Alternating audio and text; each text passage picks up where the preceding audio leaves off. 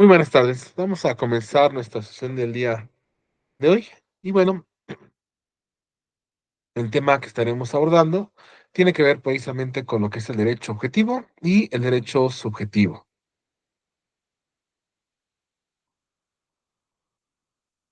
Y bueno, ubicándonos un poquito en lo visto en la clase anterior, vamos a contextualizar. Hablábamos precisamente de la clasificación del derecho según el criterio de los sujetos que quedan regulados precisamente en cuanto a sus relaciones. Habíamos hecho mención primeramente de una teoría bipartita, en la cual se ubicaba específicamente lo que era el derecho público y también el derecho privado. Y posteriormente surge una teoría tripartita. Decíamos que con la adecuación a la vida social que generó la revolución industrial, hay un nuevo orden que tiene que regularse, una nueva relación que hay que tener bien resguardada, y de ahí que surja después el derecho social y venga entonces una teoría tripartita. Decíamos que esta teoría tripartita pues tiene por un lado a lo que es el derecho público, al derecho privado y por último el recién incorporado, el derecho social. Al respecto, pudiéramos decir que el derecho público, decíamos que se caracteriza porque regula a dos sujetos en particular.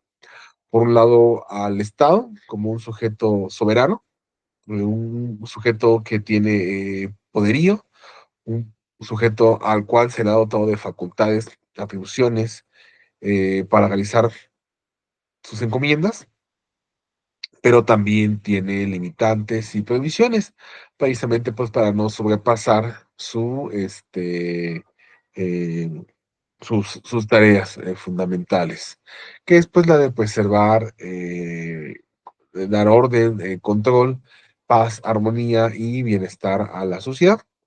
Decíamos que este sujeto, pues precisamente debido a este poderío, bueno, pues es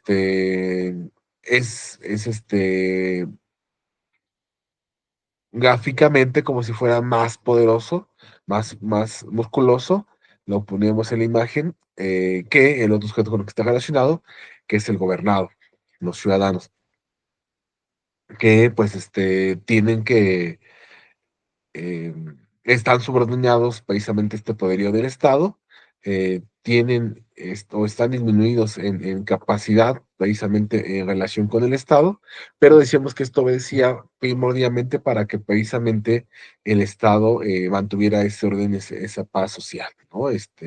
Proyectando su fuerza pública y sometiendo a los ciudadanos para que cumplan precisamente esta normatividad. Señalábamos que, que no necesariamente implica o no debiera de implicar que haya un abuso de poder. ¿Por qué? Porque precisamente por estas limitantes y prohibiciones hay un marco normativo que también protege a la particular, a los ciudadanos, frente al Estado. En este caso, las garantías individuales, garantías sociales, derechos humanos, que pues le permiten realizar acciones al gobernado que sean parte de sus prerrogativas fundamentales. Dentro del derecho público decíamos que es un derecho que se caracteriza por ser inequitativo por esta característica. Entre Estado y el gobernado no hay igualdad entre ellos. El Estado siempre va a ser superior al gobernado. Señalábamos de igual forma en cuanto al derecho público, bueno, que encontramos áreas del derecho como el derecho penal, que se encarga de establecer el catálogo de delitos y en su caso el derecho procesal penal, pues de establecer las penas y medidas de seguridad bajo las cuales los infractores de la ley, aquellas personas que cometan delitos, bueno, pues tendrán que ser en su momento castigados y reincorporados a la sociedad, pues ya rehabilitados precisamente por este tratamiento penitenciario que han recibido para pues ser personas productivas dentro de la sociedad. Poníamos el ejemplo del derecho penal, su carácter obligatorio. No te pregunta si quieres, cumplir, ¿no? Te dice: "Tendrás que hacerlo, y si no, la sanción será tal". También el derecho fiscal, derecho administrativo, el derecho bancario, el derecho económico, son áreas que están dentro del derecho, público, y todas por su naturaleza, precisamente, pues, son de carácter obligatorio, de carácter en el cual, pues, el cumplimiento es forzoso y ante el incumplimiento, bueno, el derecho mismo prevé mecanismos para poder, realizar, cumplimiento de esos mandatos que contiene el derecho público. Por otro lado, hablábamos del derecho, privado. Decíamos que este derecho es un derecho que regula las relaciones entre particulares con otros particulares, y que, estos particulares entre sí se consideran iguales. Em Ante la ley, ¿no? Ninguno tiene mayor peso o preferencia, respecto del otro por alguna motivo o razón, de cualquier característica propia, sino, pues, son tratados como iguales porque son particulares.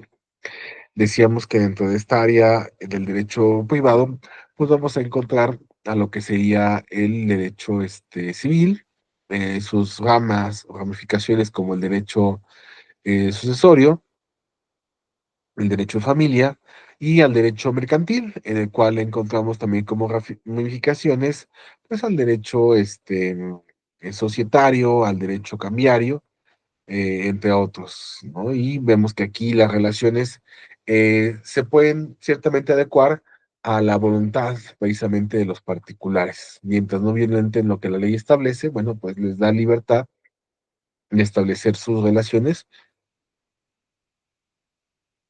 del modo que mejor les, acomode.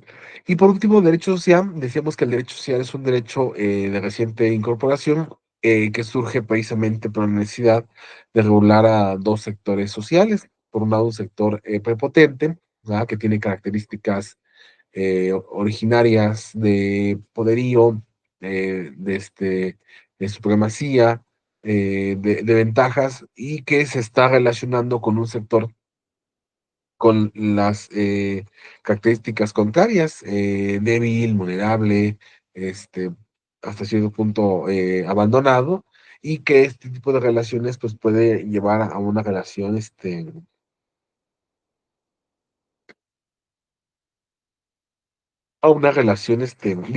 dispareja, desequilibrada, y en la cual haya que se puedan cometer abusos, obviamente, del sector prepotente hacia el sector, vulnerable, de tal forma que el derecho social diríamos que es un derecho equilibrador, ¿va? Porque precisamente al que está arriba le da un bajón, ¿va? Para que esté en este lugar, y al que está abajo lo ayuda a subir para que los 2 queden en igualdad de circunstancias.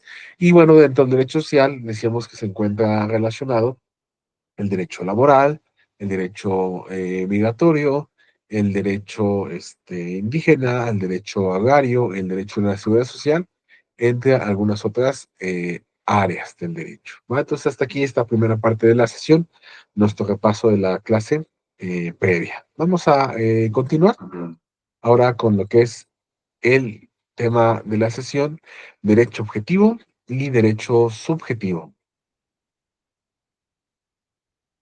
Al respecto, pudiéramos decir que en la diferencia entre uno y otro es prácticamente el momento en el cual se está aplicando la norma jurídica, ¿va?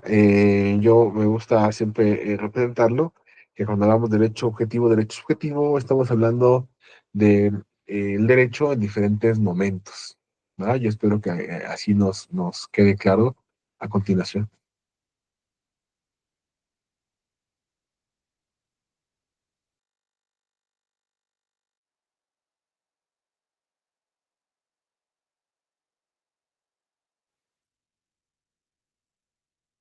Y bueno, tenemos aquí en este caso esta imagen que me gusta ocupar precisamente para explicar lo que es el derecho objetivo, derecho subjetivo.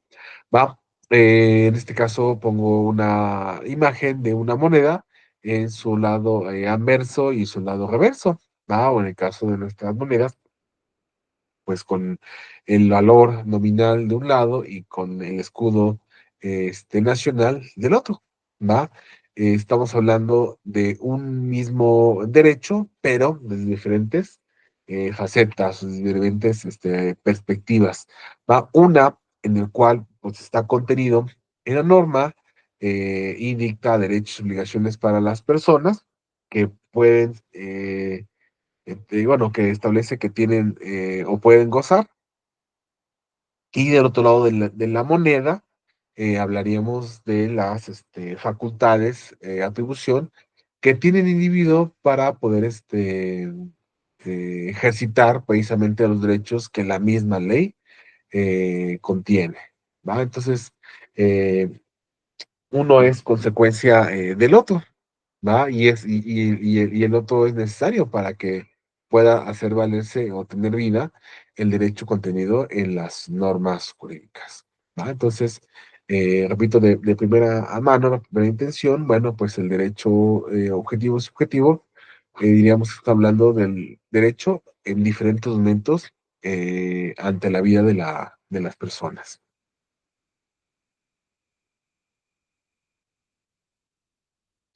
Y bueno, a hacer mención, ¿verdad? Que cuando hablamos de derecho objetivo, lo pudiéramos reducir a todas las normas jurídicas que son parte de nuestro sistema jurídico mexicano, ¿verdad? Las reglas contenidas en el derecho penal, código penal, la Ley Federal de Armas y Explosivos, el Código Nacional de Procedimientos Penales, el Código de Comercio, el Código Civil, entre algunos otros. Y en el derecho subjetivo nos referimos precisamente a la facultad, potestad que se le ha otorgado al individuo para poder hacer valer sus derechos, que tenga esa capacidad de ejercitarlos y de llevarlos a la vida, de la vida jurídica a la vida material.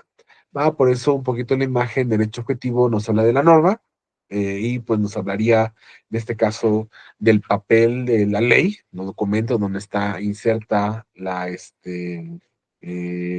norma y en la facultad estaría hablando de la persona, pues, a la cual podemos hacer o solicitar que estos derechos se hagan válidos. En este caso, pues, un juzgador. Un juzgador es el que va a recibir en su momento una solicitud, ya sea una demanda, y la cual se reclama el ejercicio de un derecho contenido en la norma, ¿va? Y el juez, pues, de revisar, de permitir que la parte contraria se defienda y después de que haya un convencimiento a través de medios probatorios, determinará que tiene la razón y si es viable que se valide o se ejercite el derecho que haya solicitado aquel que reclama.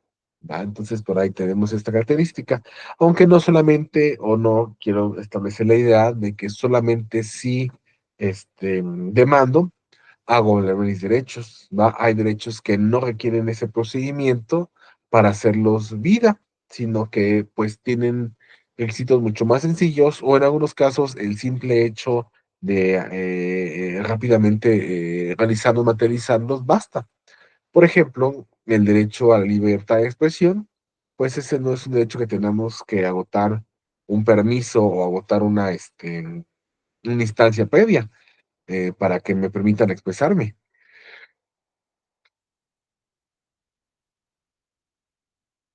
Cada vez que emito una opinión en una conversación, en la vida política pública de mi país, estoy ejerciendo esta libertad de, de expresión. ¿Va? Entonces tenemos esta forma en la cual se manifiesta el derecho como objetivo y el derecho subjetivo. Y bueno, si hablamos del derecho subjetivo en sentido estricto, vamos a decir que se trata precisamente de aquellas normas, ¿va? Que contienen por sí mismas ya sea una obligación, un derecho, una facultad o una atribución, y bueno, que pues está inserta dentro de la norma jurídica.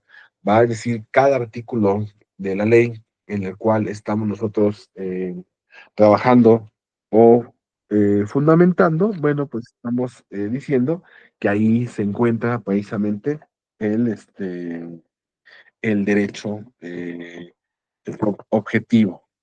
Y bueno, podemos hacer referencia en este sentido que cualquier norma, cualquier reglamento, cualquier ley, ¿va? Que contenga ya sea un derecho, una obligación, una facultad, una atribución, va, ahí estaremos encontrando precisamente parte del derecho objetivo. ¿Va? La imagen, pues lo que pretende ejemplificar precisamente, pues, va a ser esta capacidad que se tiene de, pues, hacer de conocimiento la norma y que, pues, los demás la observen y la, cumplan, ¿verdad? Que no nada más sea ahí exhibida y que nadie le haga caso, sino por el contrario, que precisamente del catálogo normativo, conlleve a que la ciudadanía, la sociedad, incluso el Estado mismo, lo aplique. Entonces, bueno, ahí tenemos esta primera parte de la definición de derecho objetivo. Y bueno, en un sentido amplio, pudiéramos decir lo siguiente.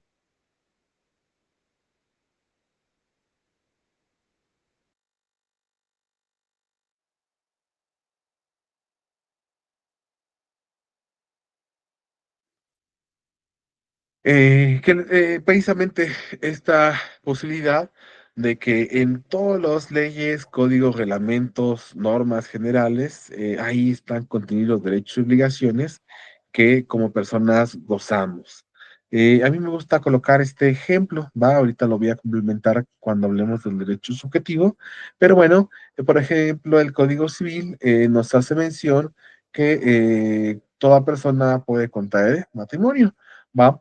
Establece solamente algunos requisitos para que este derecho pueda ser ejercitado, ¿va? En todo caso, establece que, bueno, no tener un matrimonio previo, en su caso, tampoco se permite en los menores de edad el poder contraer matrimonio, ¿va? Anteriormente sí podían los menores de 18 años contraer matrimonio con la dispensa de sus padres tutores, pero bueno, para evitar cuestiones de un matrimonio entre un menor de edad y un mayor de edad, fue que pues ya se estableció que la edad mínima para contraer matrimonio era la de 18 años para ambos contrayentes. ¿No? Entonces vamos a dejarlo aquí. Este es un ejemplo de que toda persona que tenga al menos la mayoría de edad y que esté libre de matrimonio vigente puede contraer matrimonio, todo individuo, ¿va? Ahorita complementaremos este ejemplo cuando pasemos al derecho subjetivo, ¿va? Y de aquí se despliega precisamente algo que es importante de entender, lo que es la capacidad de goce, ¿va? Y esta capacidad de goce, bueno, hace referencia precisamente a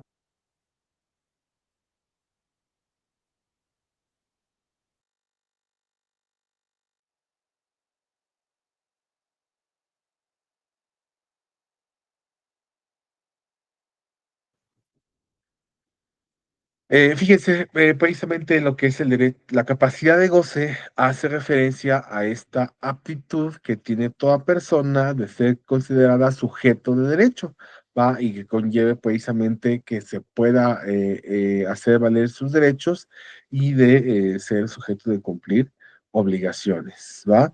Entonces, pues, precisamente decíamos en la diapositiva anterior que, bueno, estos derechos subjetivos se encuentran contenidos en las normas jurídicas, precisamente este catálogo normativo en el cual se encuentran pues todos estos lineamientos normativos.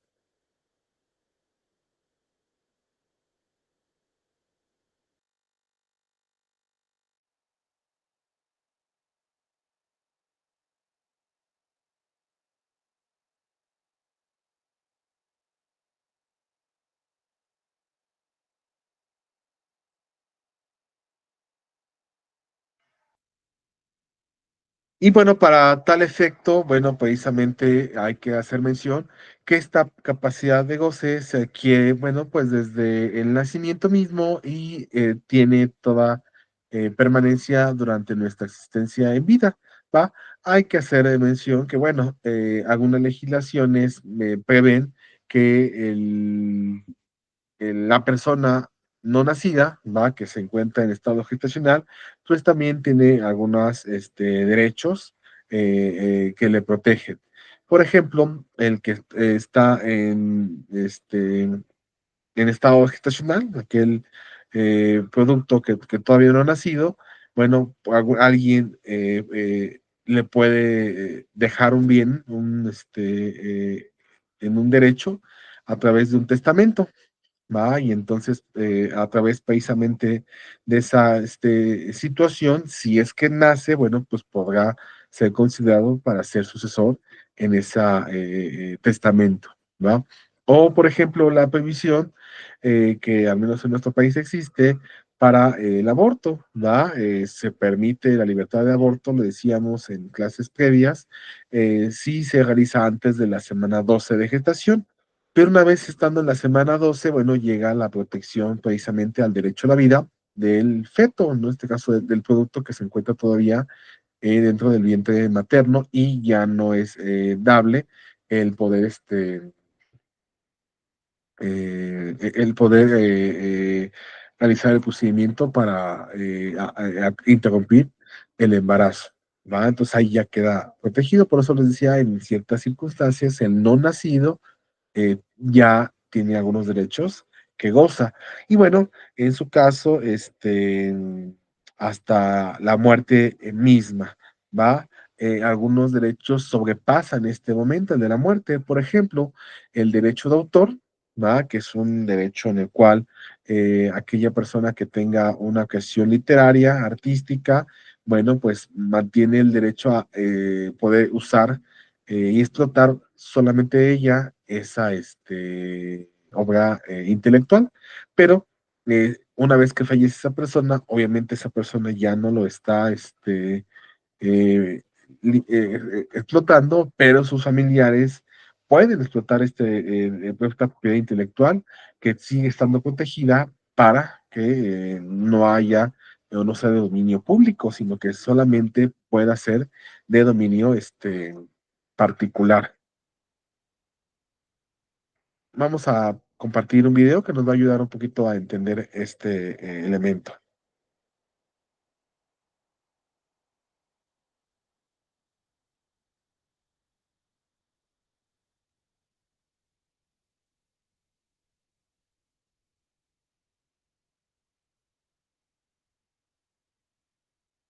Hey, si estás viendo este vídeo, posiblemente sea porque no tienes del todo clara la diferencia entre derecho objetivo y subjetivo. Y es que te voy a ser claro, son conceptos muy parecidos y que se pueden llegar a confundir. Pero en este vídeo, con la clase y las historias que te voy a contar, te aseguro que este concepto se te va a quedar, vamos, impregnadísimo. Así que si te parece, vamos a imaginarnos que tenemos a Ana, que va conduciendo por una carretera a 120 por hora, cuando solo puede ir a 100. Como consecuencia de lo anterior, la policía le pilla y le impone una multa y ella decide recurrir esta, ya que alega que está en su derecho. Pues bien, ¿y si te digo que en la historia que te acabo de contar está presente tanto el derecho objetivo como el derecho subjetivo? Bien, verás, Ana o cualquier otra persona, cuando van conduciendo y se saltan un límite marcado por la ley, están infringiendo unas normas de derecho objetivo. Y es que estas van a ser las normas emanadas por el Estado y por nuestro poder legislativo, van a ser todas aquellas leyes que vemos como nuestra Constitución, el Código Penal o el Código Civil, y todas ellas, como ya digo, van a ser normas de derecho objetivo, de tal forma que éstas se van a identificar con el conjunto de normas que van a regular nuestra sociedad. También se van a conocer como normas prohibitivas o imperativas, ya que pueden dar lugar a obligaciones. En el caso de la norma de tráfico, por ejemplo, esta prohíbe ir a más de una determinada velocidad por carretera. Vale, pero ¿y en qué se va a diferenciar del derecho subjetivo? ¿Este va a ser lo opuesto? Lo cierto es que no exactamente, ya que el derecho subjetivo va a nacer a raíz del derecho objetivo. Verás, el único cometido de este último no es prohibir o mandar o dar impulso a nuestro ordenamiento jurídico, sino que también va a dar lugar a la creación de verdaderos derechos individuales, que son los que se van a integrar en el derecho subjetivo. En el caso de antes comentábamos que Ana, cuando le imponían una multa, decidía recurrirla. Pues bien, esto va a ser, por ejemplo, un derecho subjetivo, es decir, un derecho reconocido a una persona. En este caso, a Ana para que ejerza un determinado derecho que le corresponde en virtud de una ley, como es recurrir una multa a través de la ley de la jurisdicción contencioso administrativa. Y aquí es donde viene el siguiente problema. Para que exista una norma de derecho subjetivo, si te has dado cuenta, debe existir previamente una norma de derecho objetivo. Cuando Ana afirma tener derecho a recurrir la multa, lo cual constituye, como hemos visto, un derecho subjetivo, lo tiene no porque ella quiera o no. Ana va a tener derecho a recurrir la multa porque hay una norma de derecho objetivo, en este caso la Ley de Jurisdicción Contencioso Administrativa, y además otras normas como la Constitución o diversas normas internacionales que permiten el hecho de recurrir una multa y le otorgan un poder de derecho individual o subjetivo. A partir de aquí debes saber varias cosas, pero antes suscríbete, que no se te olvide si te está gustando el vídeo. Bueno, los derechos subjetivos juegan un papel trascendental en nuestra sociedad. Y lo cierto es que los encontramos día a día en todos lados. Cuando tú estás dando una opinión sobre un tema controvertido sin darte cuenta, estás ejerciendo un derecho subjetivo, el derecho a la libertad de expresión, que viene a su vez recogido en una norma de derecho objetivo, la Constitución. Cuando tú le pides a tus amigos que se vayan de tu casa cuando organizas una fiesta, estás ejerciendo un derecho subjetivo, en este caso el derecho de propiedad, porque para que exista una determinada ley, el Código Civil, norma de derecho objetivo, lo regula.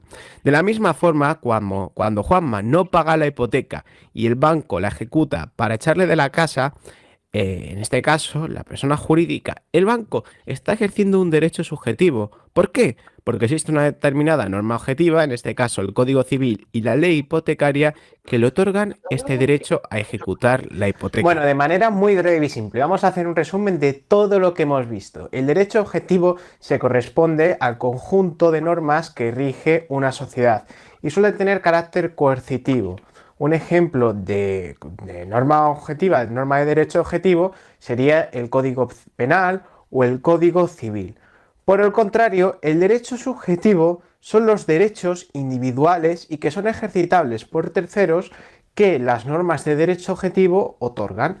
Por ejemplo, el derecho a la presunción de inocencia que toda persona tiene derecho a ejercitar en un juicio, o el derecho a presentar pruebas o alegaciones. Todos ellos constituyen un mar de derechos subjetivos que se caracterizan absolutamente todos porque son ejercitables por cada persona en concreto. Y bueno, en principio eso sería todo. Espero que te haya gustado este vídeo. Si es así, te animo a que lo compartas. Y por cierto, si quieres seguir aprendiendo, recuerda que tenemos un curso entero de Derecho Civil. Lo dejaré por aquí en las tarjetas o en el comentario de abajo y te animo a que le eches un ojo. Ya han pasado por ahí más de 1000 alumnos y la verdad que todos ellos han aprendido Derecho Civil, vamos, te lo aseguro, muchísimo. Venga, un saludo y nos vemos.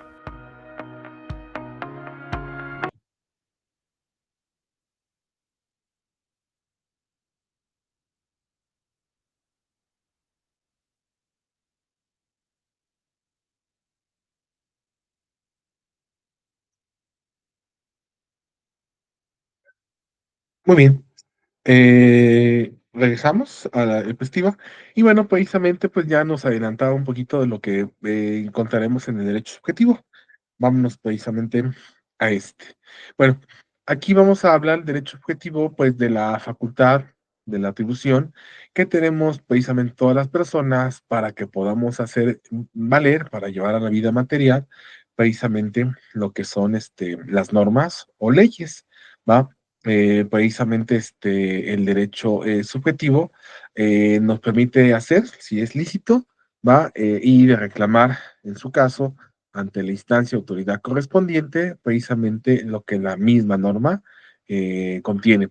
Aquí nos habla precisamente una percepción individualista del derecho. ¿Qué quiere decir esto? Una percepción individualista, que no todo el mundo lo va a aplicar, ¿va? Solamente la persona que tenga el interés jurídico para hacer valer ese derecho. Una vez más, retomo el ejemplo anterior. Decíamos que en el derecho objetivo está en el contenido en el Código Civil, pues el derecho de contraer matrimonio, que decíamos que cualquier persona puede ejercitar siempre y cuando esté libre de otro matrimonio y tenga mayoría de edad, ¿va? Todos los que tengamos más de 18 años y no se tenga un vínculo matrimonial vigente, pueden contraer matrimonio, ¿va? Pero hablando del hecho subjetivo, solamente aquellas personas que deseen contraer nupcias, que desean ejercitar ese valer y ejercitar y hacer valer ese derecho, pues lo harán, ¿va? Quien no, aunque tenga ese derecho, dirá, yo no, muchas gracias, yo no creo, no lo deseo ni quiero contraer matrimonio y por lo tanto, pues no, no lo ejercitaré, no lo haré valer. ¿Va? Por eso es individualista, ¿va? Porque solamente el individuo que quiera ejercitar ese derecho, pues lo hará. Quien no, pues ahí está inactivo, ahí está latente este derecho, objetivamente para todos y subjetivamente solo para el individuo o individuos que lo quieran hacer valer. Y bueno, pudiéramos hacer mención que precisamente otra acepción del derecho subjetivo va a ser precisamente aquel que facultó a las personas para que puedan actuar con la libertad precisamente de actuar dentro del marco de lo que la ley les permita. Y bueno, le permite precisamente a los individuos esta posibilidad de realizar de actos jurídicos. Va a firmar contratos, celebrar convenios, eh, dictar un testamento, redactar, bueno, en su caso, imponer una demanda, contestar una demanda y, bueno, así a cada quien contra el matrimonio, adoptar una persona, y dependiendo el tipo de norma objetiva que se encuentre, pues tiene a su vez este derecho subjetivo para poder hacer que se vuelva vida. Y bueno, no solamente para mi persona, sino para hacer que a otra persona precisamente cumpla con los deberes impuestos que la ley le establece. Un ejemplo pudiera ser el de la compraventa. En la figura de la compraventa, si yo soy comprador, o otra persona fuera la vendedora, bueno, si yo cumplo con mi obligación, que es la de pagar bienes, bueno, precisamente de pagar el precio del bien, pues tengo la posibilidad del derecho subjetivo de reclamar el cumplimiento al vendedor. En este caso, su cumplimiento, pues sería entregar la cosa en los términos, condiciones, que se han pactado, para que pues yo quede satisfecho en cuanto a mi, derecho. Entonces ahí tiene que ver esta posibilidad del derecho subjetivo. Y bueno, un poquito la imagen que muestro en pantalla, pues un poquito tal vez figurativa, exagerada, pero bueno, ahí lo que estamos hablando es de que el derecho se está ejercitando, ¿va? O se está ejerciendo, ¿va? Aunque la imagen pues busca precisamente jugar con el vocablo, ¿no? De que está haciendo ejercicio el derecho, bueno, hacemos referencia a que se está ejercitando, se está ejerciendo este derecho y es decir, pues deja de ser solamente una norma contenida en las palabras de la ley y se vuelve vida material dentro de la realidad de las personas, ¿va? Y bueno, nos lleva precisamente al siguiente ejemplo, ¿va? El derecho subjetivo, pues va a ser esta facultad que la ley nos concede a todas las personas para poder precisamente ejercitar estos derechos y obligaciones que la norma objetiva ya contiene, ¿va? A esta facultad le vamos a denominar capacidad de ejercicio, ¿va? Por eso, pues, estamos ejercitando, pues, el derecho, ¿no? Deja de ser una norma escrita y se vuelve precisamente, decíamos, una norma material, ¿no? Que es aplicada en la vida de las personas. Y bueno, cuando hablamos de esta capacidad de ejercicio, pues no hacemos referencia más a que esta aptitud, ¿va? De que podamos precisamente hacer valer los derechos y obligaciones que como personas poseemos, que ya decíamos, el derecho objetivo contiene, el derecho subjetivo pues permite precisamente transportarlos a la vida material y por lo tanto ejercitarlas, digamos, por propio derecho. Yo quiero reclamar alimentos y por propio derecho, bueno, pues yo reclamo los alimentos que tal persona me debe. Yo, por mi propio derecho, quiero reclamar a lo mejor el cumplimiento de un contrato contra la persona que está relacionada contractualmente conmigo y que no lo está haciendo valer. Y bueno, pues siempre reclamamos por esta forma. Y bueno, esta capacidad de goce, bueno, pues hay que entender que se adquiere con la mayoría de edad. Al momento de cumplir los 18 años, bueno, el Estado ha previsto que en esa edad bueno, hay pues plenitud de, de entendimiento, de conciencia y por lo tanto pues la persona debe de ser responsable por sí misma de los actos o hechos jurídicos que emanen o se desplieguen de su conducta. Eh, Anteriormente los menores pudieran ejercer su capacidad de ejercicio si se emancipaban, ¿va? Pero bueno, la emancipación conllevaba que pudiera contraer matrimonio siendo menor de edad, pero toda vez que, como lo decíamos en minutos previos, el matrimonio de menores de edad ya no está permitido, bueno, pues entonces la figura de emancipación tampoco ya es una figura que pueda llevarse a cabo, ¿va?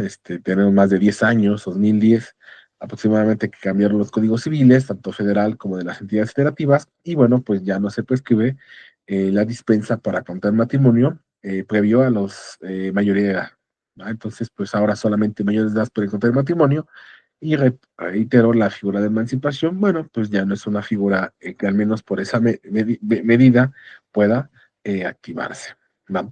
Los menores no es que no tengan capacidad de ejercicio, o bueno, no pueden ejercitar sus derechos. Ellos por sí mismos no pueden ejercitar sus derechos, solamente a través de sus padres o tutores podrán hacerlos valer. Por ejemplo, en el caso de una pensión alimenticia de menores, ellos no redactan o interponen una demanda para reclamar esos alimentos. Lo hará el progenitor, ¿verdad? Padre o madre que los tenga a cargo, para reclamar a nombre o en representación de estos menores este derecho objetivo que tienen de que se les administre alimentos, ¿va? Entonces, la regla general es que los menores de edad no poseen capacidad de ejercicio, salvo excepciones muy, muy singulares, ¿va? Muy, muy singulares, ¿va? La ley de amparo prevé que, bueno, un menor de edad pudiera, en determinado caso, interponer juicio de amparo en caso de deportación, ¿va? Pero pues prevé precisamente como situación extraordinaria, precisamente por la cuestión de la urgencia, ¿va? Que tal vez no se encuentre directa o de manera pronta a Pastor, y bueno, entonces pues le dota esta posibilidad de que pueda interponer el juicio de amparo, ¿va? Para evitar, en su caso, una deportación. Pero fuera de eso, las excepciones siguen siendo pocas, mínimas, dentro de la normatividad especial de nuestro sistema jurídico mexicano. No es muy frecuente. En la excepción, la regla es que los menores de edad no poseen precisamente esta capacidad de ejercicio. Y bueno, en este caso, estas excepciones, ya las comentábamos, pues son pocas. Y bueno, aquí el menor de edad se le considera incapaz, ¿va? Incapaz para poder ejercer sus derechos, pero pues esta incapacidad puede ser legal o natural. Legal es porque la ley la prevé, ¿no? Que establece que ante tal situación esta persona no puede ejercer sus derechos, y natural es que tenga una condición que precisamente no le permita ejercitar estos derechos por sí mismo. Va, por ejemplo, una persona que tal vez tenga algún grado avanzado de síndrome de Down o de parálisis cerebral, por sí misma no posee esta capacidad, se le va a restringir y se le va a asignar un tutor que pueda ejercitar sus derechos por él, ¿va? E incluso cuando tenga la mayoría de edad.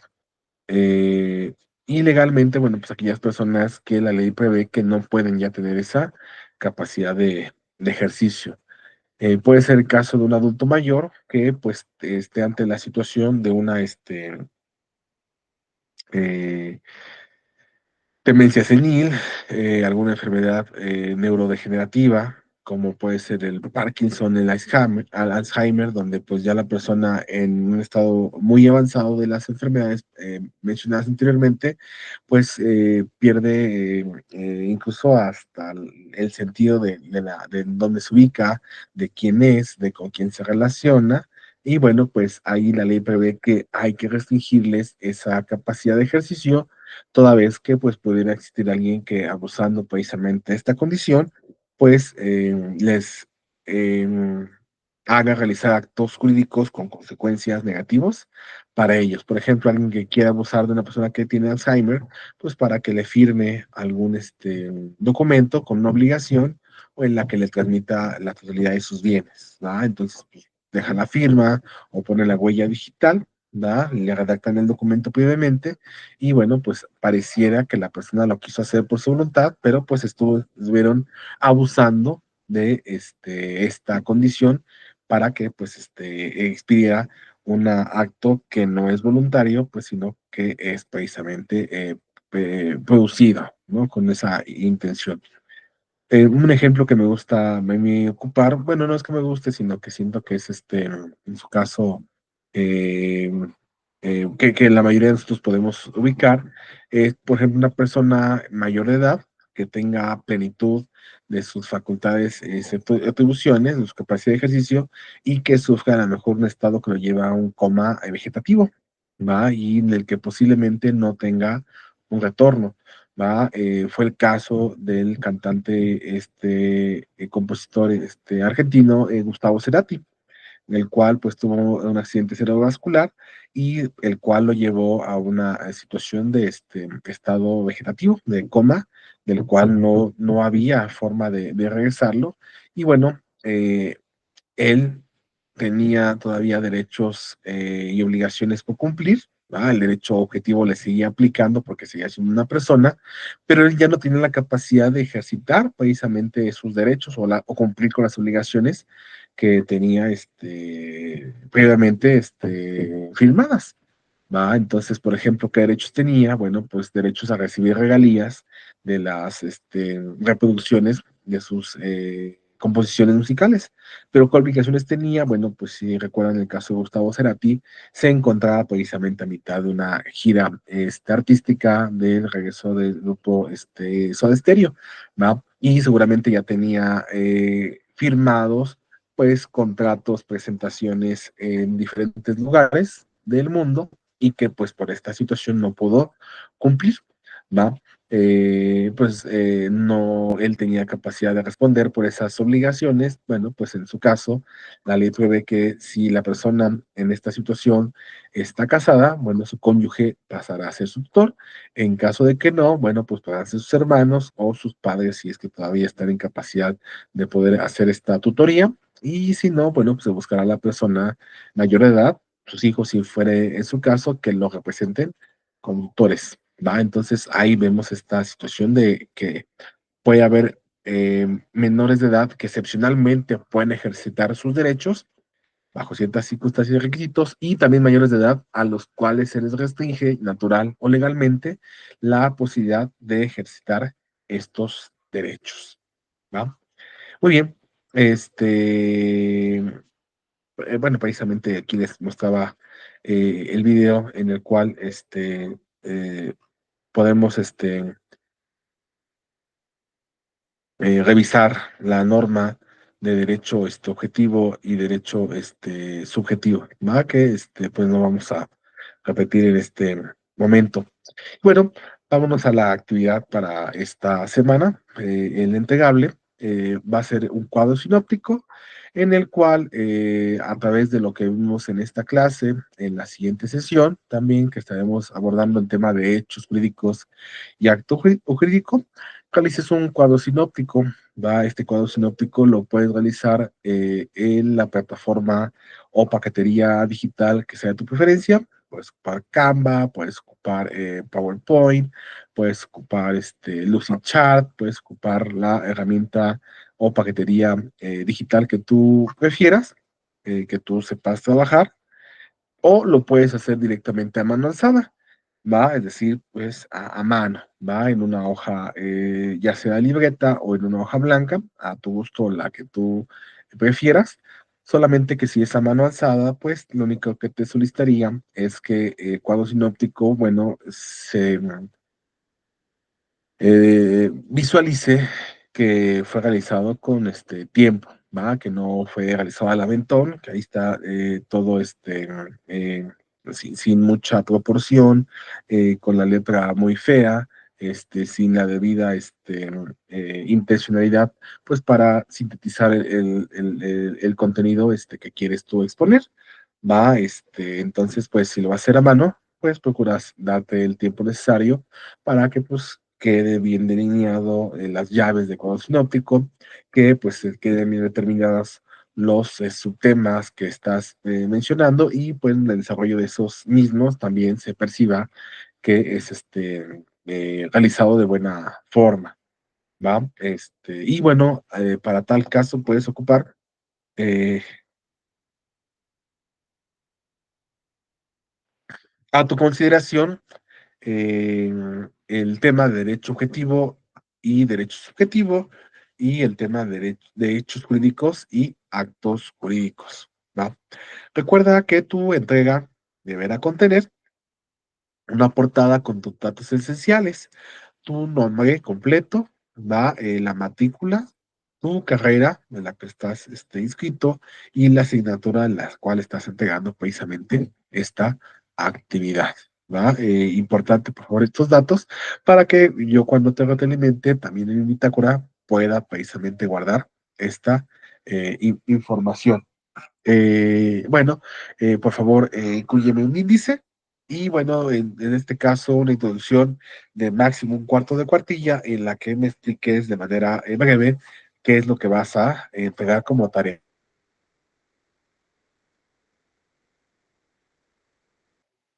Posteriormente, en el desarrollo, eh, ahí incluye tu cuadro sinóptico y por favor, redáctame y explícame a tu modo conclusiones de lo que viste y de lo que aprendiste del tema, que en este caso que está desarrollando en tu cuadro sinóptico. Por último, recuerda que si ocupas fuentes libres en la web, bueno, pues cítalas, por favor, ¿va? ¿Quién es el autor? ¿En qué año se hace esta divulgación de fuente? ¿Cuál es el título del texto del cual estás recabando precisamente la información? Y el link, en su caso, de donde se puede ubicar esta información, ¿va? Para eso se ocupa el formato APA. Y bueno, recuerda ocupar la siguiente nomenclatura para que tu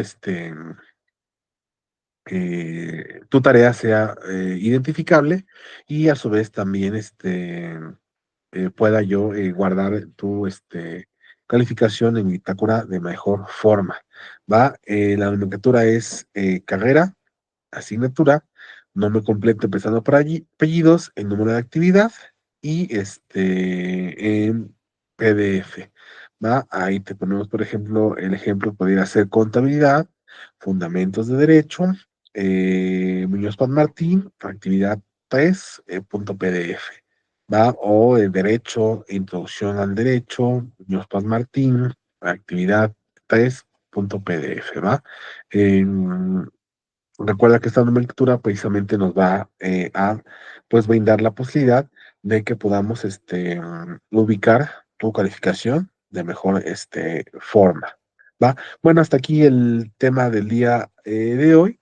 Recuerda, por favor, revisar este contenido y si te surgen dudas, por favor, velas anotando y ten a bien mandármelas por correo electrónico para que yo a través de las tutorías te pueda dar respuesta de las mismas. ¿Va? Yo me estaré abocando precisamente a revisar los correos y para que tratar de resolver o de resolver en todo caso las dudas que les surjan precisamente de estos temas, que considero yo que casi siempre pues nos surge alguna incógnita de dónde se aplica, quién las aplica, cómo las aplicamos, etcétera, etcétera, ¿va? Entonces, no tengas, por favor, celo en poder mandar tus cuestionamientos, también tus aportes, si también consideras que hay algo que puedes tú explicar, bueno, pues estaría muy bien que me mandaras tu opinión y yo con mucho gusto pues responderé al respecto, ¿va? Bueno, nos seguimos viendo en próximas sesiones y una vez más estamos al pendiente de las tutorías para que puedas mandar tus incógnitas. Por el momento cerramos esta sesión. Una vez más, el tema o temas que estuvimos abordando es el derecho objetivo, el derecho subjetivo, como precisamente manifestaciones de la norma, ¿va? En la cual, pues en una vemos el contenido de la norma, ¿va? Y que es el derecho objetivo, y en la otra, pues vamos a ver precisamente cómo podemos hacer valer o ejercitar precisamente esta norma eh, frente a los demás y ante las autoridades públicas, que tienen precisamente la obligación de hacer que se cumpla, pues, eh, este contenido normativo. Bueno, hasta aquí la sesión del día de hoy. Te agradezco tu atención, tu asistencia. Por favor, no olvides enviar tu tarea antes de la fecha de vencimiento establecida. Revisa bien los lineamientos bajo los cuales se ha establecido esta y complétala y envíala a correo institucional mío para que yo tenga oportunidad de, mediante las tutorías, poder retroalimentarte y evaluarte tu tarea. Bueno, pues te agradezco mucho que hayas estado y llegues a este momento. Nos estamos viendo en la próxima sesión online. Muchas gracias.